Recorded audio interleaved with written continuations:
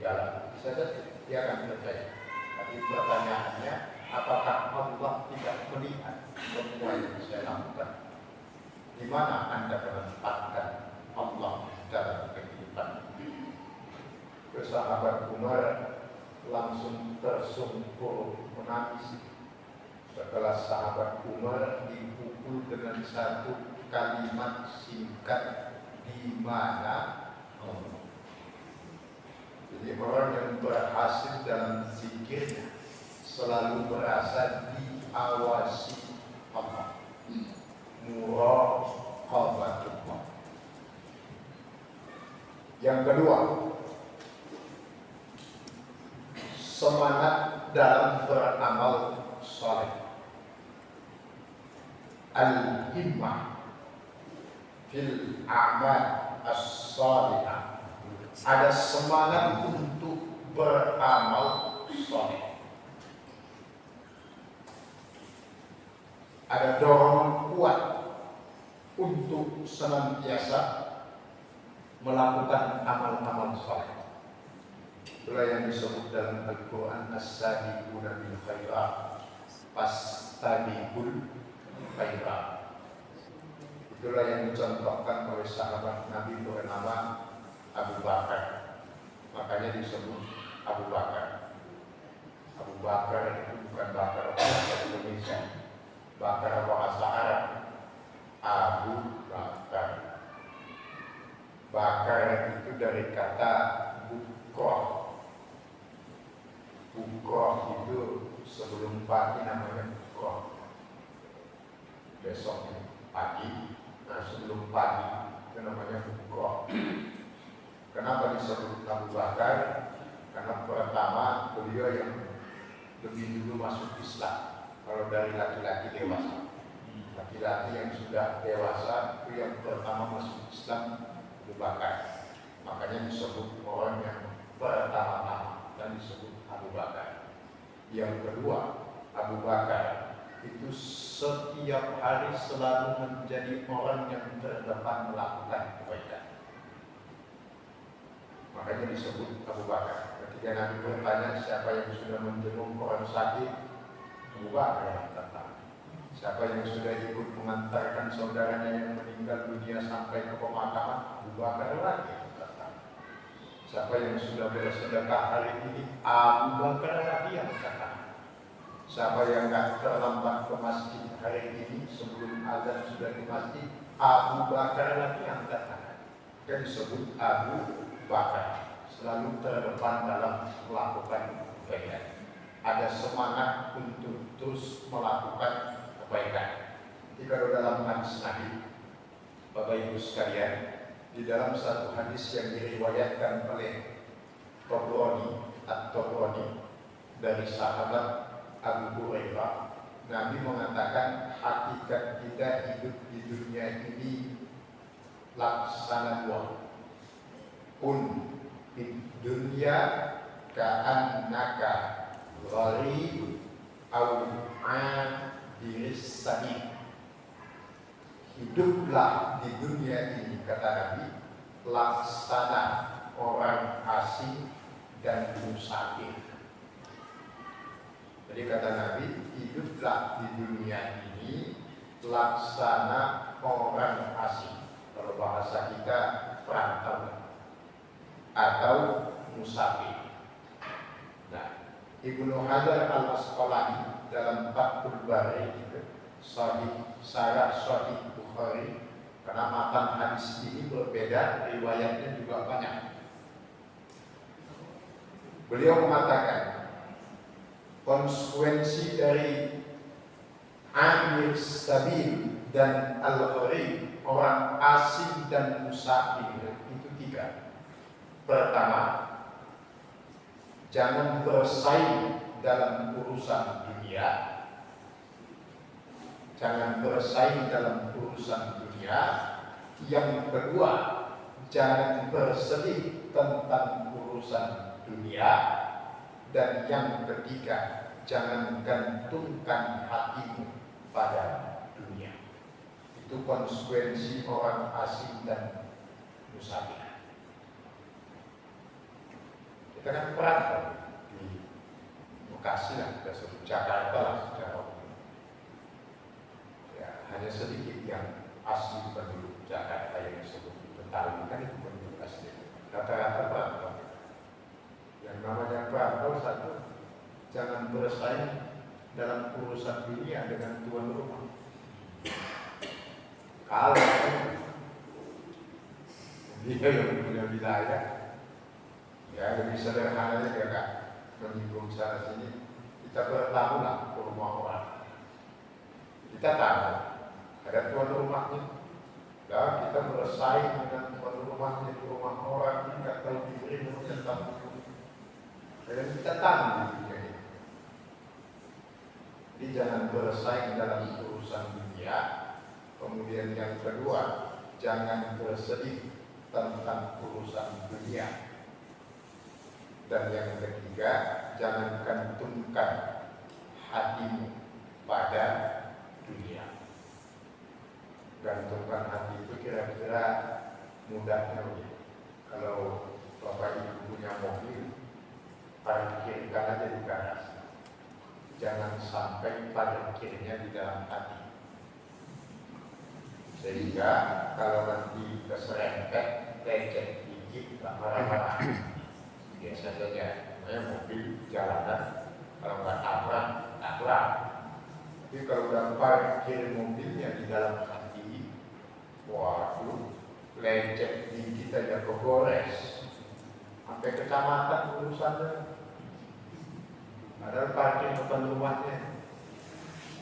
Ya, punya sandal mahal, apapun yang mahal yang berharga dalam hidup kita ini, selama itu namanya barang apapun, ya cukuplah di tangan. Maka kan kata Nabi, dunia ini ditempatkan di 3 tempat dalam diri manusia. Pertama, ada yang menempatkan dunia itu di dalam genggaman tangannya. Kalau dalam genggaman tangan kan, genggamannya sekuat apa sih? Sekuat apa dia mempertahankan dunia. Kalau Allah mau ambil ya lepas saja. Yang kedua, itu yang parah, sampai menempatkan dunia dalam hatinya. Makanya kalau ada barangnya yang hilang, ingatnya bisa berbulan-bulan itu. Sendal hilang di masjid, update status. Di giliran sendalnya nggak pernah mampir ke masjid, biasa-biasa aja dia. Bahkan ada orang yang sampai tobat dari kebaikan gara-gara sendalnya hilang di masjid. Di satu sisi dia tobat dari kebaikan, orang biasanya tobat dari maksiat, jadi dia tobat dari kebaikan. Di sisi yang lain, dia ngakui kalau dia salah. Sendal hilang. Dia bilang begini, Pak, sekali-kali saya ke masjid, sendal saya hilang. Besok saya nggak mau lagi ke masjid. Hanya gara-gara sendal hilang. Berarti sendalnya masuk ke dalam hatinya. Merasuk, bukan cuma di kaki tadi sendal, sudah masuk ke dalam hati. Dan yang ketiga yang paling baik kata Nabi, dunia itu dia tempatkan di bawah telapak kakinya dia. Artinya dia yang mengatur dunia, bukan dunia yang mengatur dia. Itu yang paling bagus. Gimana? Jadi nggak kita ketemuan habis bisa? Gak jadi. Kalau mau ketemu besok. Emang kenapa? Habis bisa saya mau ngaji. Bahkan ini penting, saya mengajar bisa. Kalau mau ketemu setelah saya ngaji, apa? Silakan. Dia yang ngatur dunia, bukan diatur sama dunia. Saya dulu ketika mondok di Gontor itu dapat pengalaman yang luar biasa. Jadi setiap kita mau perpulangan dulu liburan, saya sampai sekarang ingat itu. Jadi diumumkan ketika pertemuan malam itu, konsulat itu istilahnya asal daerah. Ada konsulat Kalimantan akan pulang naik kapal. Itu udah malam terakhir perpisahan, salam-salaman sebelum liburan sebelum Ramadan. Ditanya sama Pak Kiai, itu Pak Hasan, Kiai Hasan masih ada nih, moga Allah jalan nih. Ditanya, kemana konsulat Kalimantan Timur? Pulang duluan Pak Kiai, jadi nggak itu salaman. Tanya Pak Kiai, kenapa pulang duluan? Jadwal kapalnya jam 12 malam Pak Kiai. Itu masih jam 9, berangkatnya dari Tanjung Perak Surabaya. Wah, itu Pak Hasan teriak. Apa kata beliau? Balik semuanya ke pondok. Mulai kapan kontrol ini diatur oleh jadwal kapal? Pulang semuanya. Saya tidak tunduk pada aturan kapal.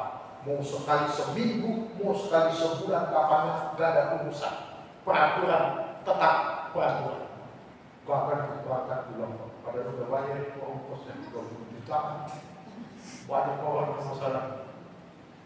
Bukan kontrol yang menyesuaikan kepada aturan kapal, jadwal kapal, tapi kalau mau ikutin aturan kontrol, kami yang cari jadwal kapalnya sendiri. Jadi kira-kira Islam itu seperti itu. Bukan Islamnya yang menyesuaikan diri kepada kemauan manusianya, tapi manusia yang menyesuaikan diri kepada Islamnya. Islam ini nggak pernah diatur oleh kehendak manusianya. Karena kalau menuruti kehendak manusianya, waduh, repot itu. Dan itu bukan otoriter kalau dalam Islam. Kalau di dalam dunia demokrasi kan namanya otoriter yang begitu. Kalau dalam Islam itu bukan otoritarianisme, itu justru dimaslahati umat. Maka Allah menyebut ya ayyuhalladzina amanu istajibu lillahi wa lirasulihi idza da'akum lima yuhyikum. Semua perintah Allah dan Rasulnya untuk kehidupan manusia. Maka nanti kalau ada yang nyeletuk ini tidak masuk akal, syariat Islam itu tidak masuk akal, itu pernyataan yang salah. Yang benar, akalnya yang tidak bisa masuk ke dalam syariat Islam. Jadi bukan syariat Islamnya yang perlu dibuat sesuai dengan akal, tapi akalnya yang perlu diislamkan. Bukan Islamnya biar masuk akal, tapi akalnya yang harus masuk Islam. Kalau enggak, repot kehidupan ini, ngikutin kemauan semuanya. Atau walau kehidupan. Maka Bapak Ibu sekalian, kewajiban yang kedua terakhir, memiliki rasa malu dan takut bermaksiat kepada Allah. Jadi hakikat zikir tadi mewujudnya dalam perilaku, dalam bentuk satu muraqabatullah, senantiasa merasa diawasi oleh Allah. Al-himmatu fil a'mal as-salihah, semangat untuk terus berbuat kebaikan. Dan yang ketiga, al-khasyah wal haya indal ma'siyah, ada rasa takut dan malu dalam bermaksiat kepada Allah. Itulah konsekuensi hakikat zikir yang berhasil. Artinya zikir yang tidak hanya sebatas membasahi bibir, tetapi zikir yang mampu menerangi kehidupan. Dan itulah zikir yang diperintahkan Allah dalam Al-Quran. Ini saja Bapak Ibu sekalian yang Allah muliakan. Sudah setengah 9 sebelum silakan. Gimana? Yang pertama, menghadirkan zikir dalam lisan dan dalam hati. Pertanyaan saya, ada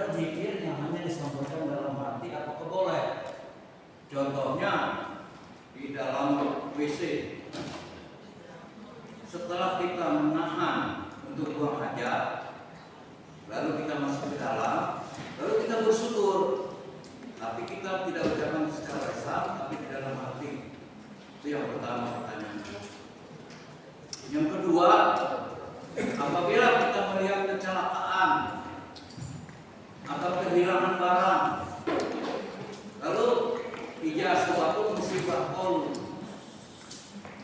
Padahal Ustaz tadi menyampaikan musibah itu kaitannya dengan akhirat. Sedangkan kalau walanabul nakum berkaitan dengan dunia. Mohon dijelaskan. Ini tentang sahabat Abu Ubaidah. Saya pernah baca dalam satu riwayat bahwa ketika perang Badar, Abu Ubaidah bertemu dengan ayahnya yang termasuk kafir Quraisy, langsung dibunuh oleh Abu Ubaidah. Kalau melihat hal seperti ini kan kita melihat betapa hebat zikirnya Abu Ubaidah karena loyalitasnya kepada Allah dan Rasulullah. Di selain itu buat dia tidak ada artinya. Tapi di sisi lain, mengapa dia mengambil pilihan itu? Apakah tidak lebih baik dia menghindar? Kalaupun ayahnya mau mati, dia dibunuh oleh orang lain lah. Bagaimana kita menyikapi hal seperti itu? Baik, subhanallah, jazakumullah khairan kepada Pak Haji yang sudah bertanya. Pertama tentang zikir menyeimbangkan antara lisan dan hati. Bagaimana kalau zikir itu hanya terucap di dalam hati tanpa terucap secara lisan? Pertama, apakah itu dibolehkan? Boleh. Pertanyaannya boleh. Yang kedua, bagaimana hakikatnya itu? Hakikat tadi yang kita sampaikan, bagaimana agar zikir itu betul-betul tidak sebatas membasahi lisan, maka dibutuhkan hadirnya hati, yaitu keseimbangan antara lisan dan hati. Nah, kalau yang beliau maksud tadi, bagaimana kalau kita di dalam kamar mandi itu dalam hati, itu tidak masuk dalam kategori zikir yang menyeimbangkan antara hati dan lisan, karena itu zikir pada hakikatnya dimaknai sebagai bentuk rasa syukur. Karena nanti arti zikir itu pun di dalam Al-Quran selain mengingat Allah juga bentuk rasa syukur kita atas nikmat Allah. Yang kedua, tentang masalah kecelakaan, tentang musibah. Musibah itu kalau didefinisikan ma asobaka fil hayat, apa yang menimpamu di dalam kehidupan. Nah, pertanyaannya kalau kita melihat kecelakaan, kemudian ketika kita melihat suatu barang yang baru, apa barang yang hilang, kemudian kita membaca inna lillahi wa inna ilaihi raji'un. Nah, Bapak Ibu sekalian, khususnya kepada beliau bertanya, maknanya musibah dalam urusan akhirat, makanya disunnahkan membaca kalimat istirza itu. Istirza itu apa? Inna lillahi, sesungguhnya kami di situ bukan hanya jiwa, tapi semua yang melekat di dalam diri kita. Makanya nunnya panjang, lillah, milik Allah, wa inna ilaihi raji'un, dan semua akan kembali kepada Allah. Jadi yang dunia itu pun berdimensi akhirat. Contoh, orang kecelakaan, kalau disikapi hanya dengan sikap pendekatan urusan duniawi semata, nanti akan muncul banyak tuntutan-tuntutan dan logika-logika yang pada hakikatnya nanti akan melawan ketentuan Allah. Karena pada hakikatnya semua pada Allah. Mudahnya beginilah. Kemarin kayak kopi, itu kan hanya disikapi dengan pendekatan dunia semata ya. Makanya muncullah istilah-istilah 3M, 4M, macam-macam, 5M dan seterusnya. Apa ada penyikapan akhirat dalam urusan kopi kemarin? Malah masjid ditutup, bayangkan. Gak dilibatkan Allah di dalamnya itu. Karena kenapa? Karena yang ada cuma pendekatan ilmiah, pendekatan alamiah, tapi bukan pendekatan imaniyah. Di banyak tempat terjadi bencana alam, pendekatannya juga selalu hanya masalah ilmiah. Patahan lempeng ini, ketemu ini, tumbukan lempeng ini, boleh secara keilmuan. Pendekatan alamiah dilakukan, tapi tidak ada pendekatan imaniah, itu nggak ada. Jarang lah kita lihat. Di setiap daerah bencana hampir kita turun, mulai dari tsunami Aceh lah yang gede-gede, terakhir kemarin Cianjur gitu. Yang pendekatan keimanan itu nggak ada. Maka yang selalu muncul itu hanya pendekatan duniawi. Maka yang dibangun adalah kepedulian duniawi, penting, iya. Tapi pada saat bersamaan ada pendekatan yang hilang, yaitu pendekatan ukhrawi, untuk memahamkan bahwa ini semua adalah takdir Allah, ketentuan dari Allah. Maka setiap bencana itu cenderung terjadi penggerusan akidah bagi, maka lihatlah kayak fenomena di setiap daerah bencana itu, kalau sudah selesai bencana yang muslim, mohon maaf ini, itu banyak yang tidak agama, banyak ya, kalau lebih dari satu kan banyak. Tapi yang non-muslim, yang tadinya di luar Islam, itu malah masuk Islam. Contoh di Aceh, itu penduduk Aceh yang tadinya di Aceh itu jarang non-muslim. Biasanya penduduk Aceh yang non-muslim itu masuknya dari Sumatera Utara, dari Tapanuli Utara, Tapan Jahir. Tapi sekarang nggak banyak dari Aceh, tidak masalah. Salah satunya pemicunya tsunami, yang muslim ada yang murtad, yang di luar Islam itu malah banyak yang pindah ke dalam Islam. Kenapa? Karena pendekatannya selalu ada masalah urusan dunia. Nah, ketika kita mengucapkan inna lillahi wa inna ilaihi raji'un, itu artinya kita mengembalikan semua urusan dunia sekalipun itu yang tidak enak kepada Allah menjadi urusan akhirat. Termasuk ketika kematian kan. Kalau kita nggak kembali cepat-cepat begitu, apakah diprotes semua itu? Protes semua kalau ada yang meninggal. Maka dalam agama kita haram hukumnya apa itu, meratap itu. Kalau udah meratap itu kan seharusnya jangan mati. Coba tadi yang saya suruh ke sana, nggak bakal begini, macam-macam itu. Karena tidak mengembalikan urusan itu kepada urusan akhirat. Itu maksudnya dari Pak. Jadi musibah itu segala yang menyangkut tentang akhirat. Kenapa disebut begitu di dalam agama kita?